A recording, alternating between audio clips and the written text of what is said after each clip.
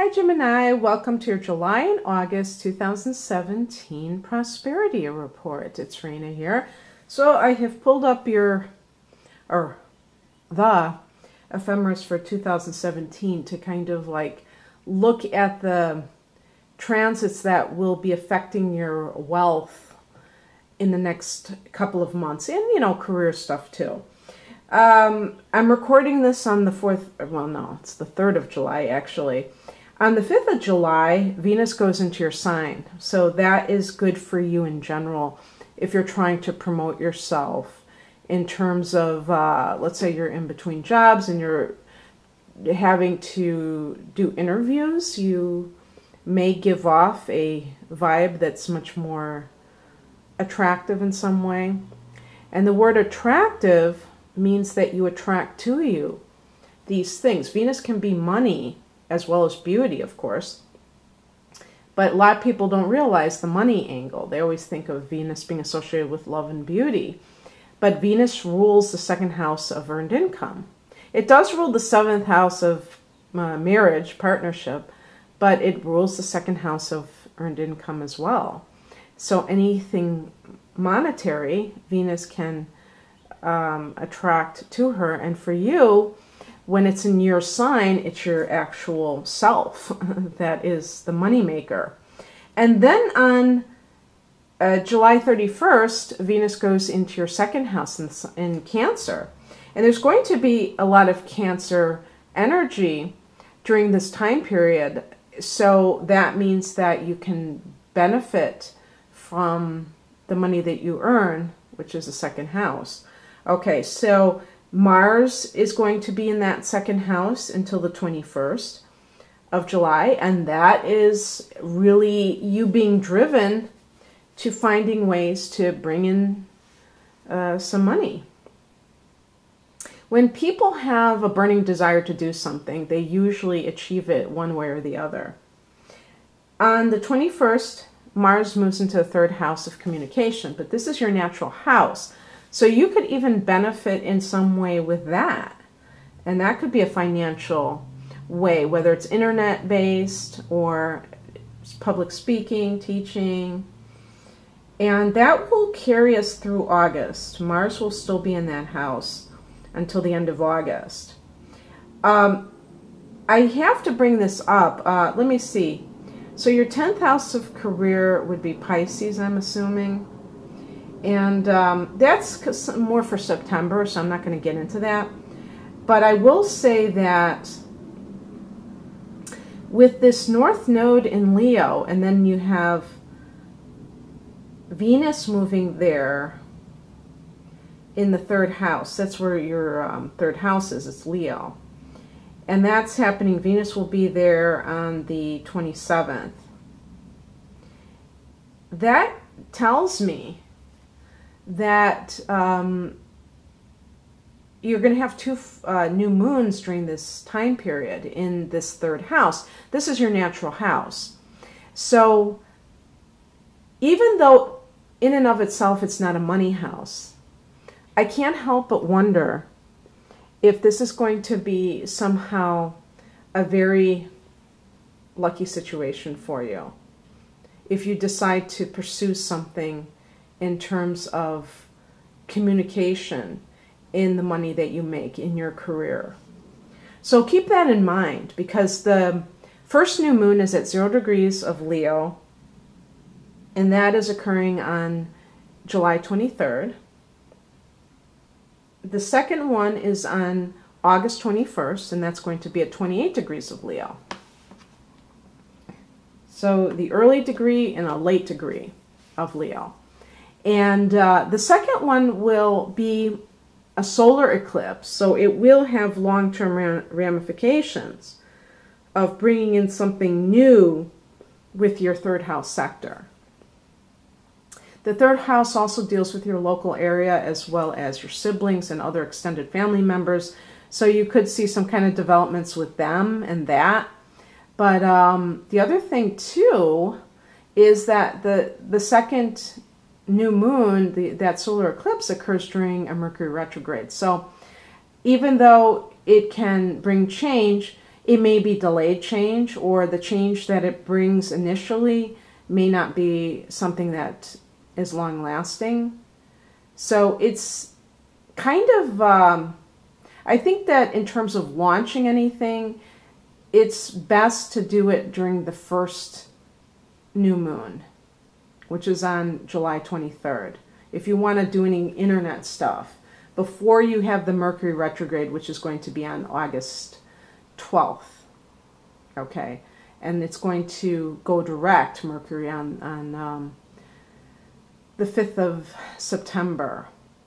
And actually, you know what? I will bring up that full moon that's occurring in your 10th house, because that's going to happen the day after Mercury turns direct. Since Mercury is your ruler, I might as well go there. And so there's going to be a full moon in Pisces that is occurring on September 6th. And that will be your 10th house of career. So you could see some kind of recognition at that point. And it's possible, if you take advantage of these wonderful transits with your ruler, your ruling house, that could be advantageous to you in some way. Okay, so what I'm going to be doing is a very simple 3-card tarot spread, and then I'm going to be picking additional cards, oracle cards, okay? And I've done a few of these so far. They seem to be going pretty well. And I like the format, so we'll see what happens. Whoa.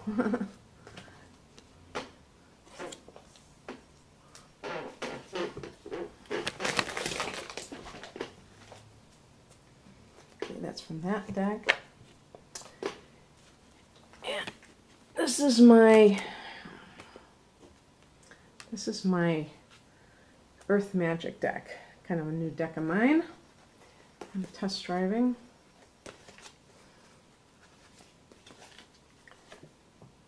All right, we have fire. Okay, from that deck, and then I have these are the Wisdom of the Oracle deck.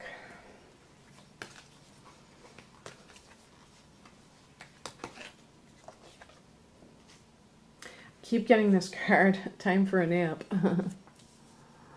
And then I'm going to end with a Law of Attraction card. These are affirmations.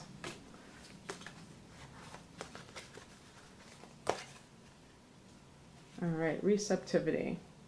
I'll just read this now.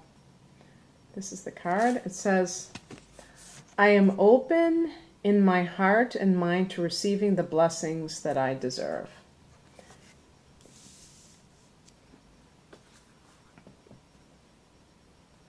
It's actually simply profound, or profoundly simple, because you would be surprised at how threatened you can feel when you have any little success, if you are used to feeling unsuccessful. And it's something that you have to kind of wrap your brain around sometimes, because it can feel very uncomfortable to experience positive reactions to things that you have done, especially when money is involved and you feel like, you know, you've been indoctrinated to think that it's the root of all evil and, you know, things of that nature. I think you know what I mean. But anyway, so the past position, what we have here, is the High Priestess, which is a card that can be about connecting to your higher self in meditation. Sometimes this card is about something not being revealed to you, and so it can be almost like a revelation that you have about something. This could be in the workplace. if somebody was keeping a secret from you. And it can simply be that you feel a certain sense that there are secrets around you. However, because I get as the present card, the High Priestess, I get like a real spiritual vibe from these cards, even the Four of Swords. This is about hope restored. With those two cards, I think about, for some people, that you may have just decided to chuck it all and just try something on your own. And I can really relate to that because when I first started this, and I haven't really started doing paid readings, it's going to be it's coming up on 2 years in July. So it's really not that long. And when I was trying to look for work in other areas, the doors just kept closing, okay? And after a while, you start to think like, okay, what's going on here? And you can lose hope because it just, and then you turn on the news and you hear all this stuff and you think, okay, well, that's probably, there's this negative situation and we have to wait for it to get better. And sometimes when you do things on your own, you make your own luck, or you create your own reality. I believe this would be something that you have already done, and it's restored your faith in your ability to support yourself and to do things like that. Or maybe this is just about the state of your finances in general. But here's the key about this, is that you went within. The High Priestess was about you doing it. It wasn't that you just sat around and complained. And so there's a real spiritual vibe to that. Some of you may be doing work like what I'm doing, or perhaps you're doing psychic, like that kind of work. The star card connects with Aquarius, which is a very psychic sign, and the High Priestess is self-explanatory. But even this card, this is like, for the outcome is the Four of Swords. This is a card of like rejuvenation, rest. It's not a card that's social. It's a card of going within. You are the swords because you are air sign, but this is a card of retreat.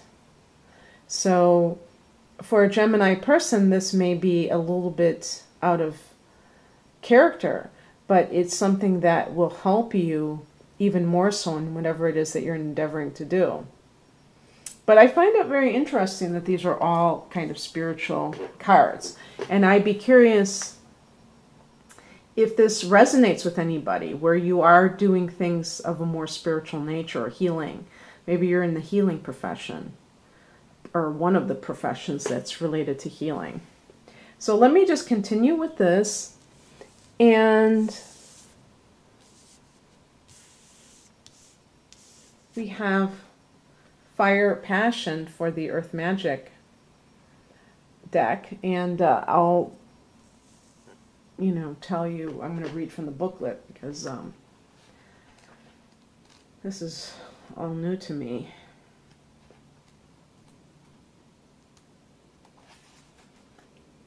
Since the dawn of humankind, we've been fascinated with fire.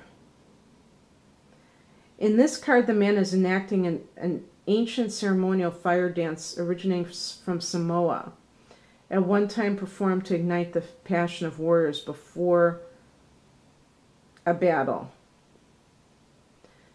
Fire can inspire other passions as well. We speak of being on fire or catching fire, phrases that signify we possess an intense desire or enthusiasm for something. No wonder that passion has come to be associated with fire. What are your passions? What turns you on? What ignites that inner flame, that creative spark? When you feel devoid of passion, consider what is missing in your life. It is most likely an absence of fire in the belly, something that makes your heart beat faster and quickens your breathing. Passion is not something that comes from outside of you, although some events and circumstances can trigger it. It is an intensity of feeling, whether quietly experienced or enthusiastically expressed.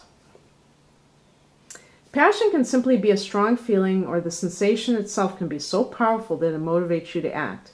This is too often associated exclusively with sexuality, which is certainly one way of experiencing it, yet it limits its meaning and demeans the broader possibilities. Open yourself to the truth of what you are passionate about and find a means to express it. And how I would connect it to the tarot cards that I picked is that I said it was a spiritual thing. So, you know, we call these things heart-centered businesses, but at least it's like your soul is engaged. It's not just you going through the motions, working a 9-to-5 job, and you're not feeling it. So obviously, this isn't going to apply to everyone, but at least if it's, you know, if you're out there watching and you're saying, wow, this has nothing to do with my life, at least it can plant a seed of that possibility that you might be able to do something that you actually like in the future, maybe even the near future. And then I got Time for a Nap. And it's number 24.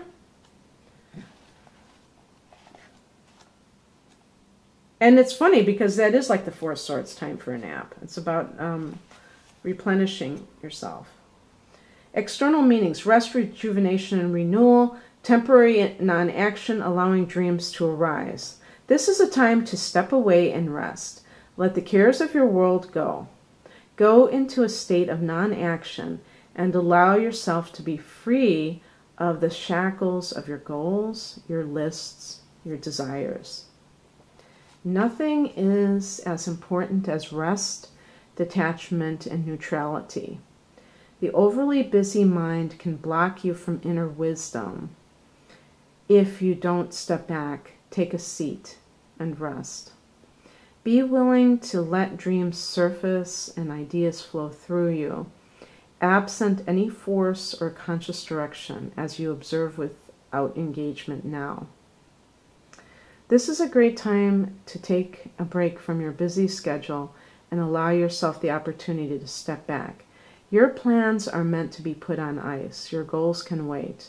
Dream, imagine, and let go of attachments to any outcome now. Meditate and take a holiday if you can. Things will speed up soon enough. After a break, you may want to make some changes. Epiphanies have an amazing way of arising when you take your focus off your to-do list and allow yourself to rest. Okay, well, I hope that you enjoyed this, Gemini, and I would love to work with you if you'd like a personal reading. Please click on the link below. Otherwise, have a great month. I'm sorry, I had to plug in my my cord, so I was a little bit distracted. But I do wish you a wonderful, prosperous rest of your summer, or if you're in the southern hemisphere, the rest of your winter. Take care. Bye.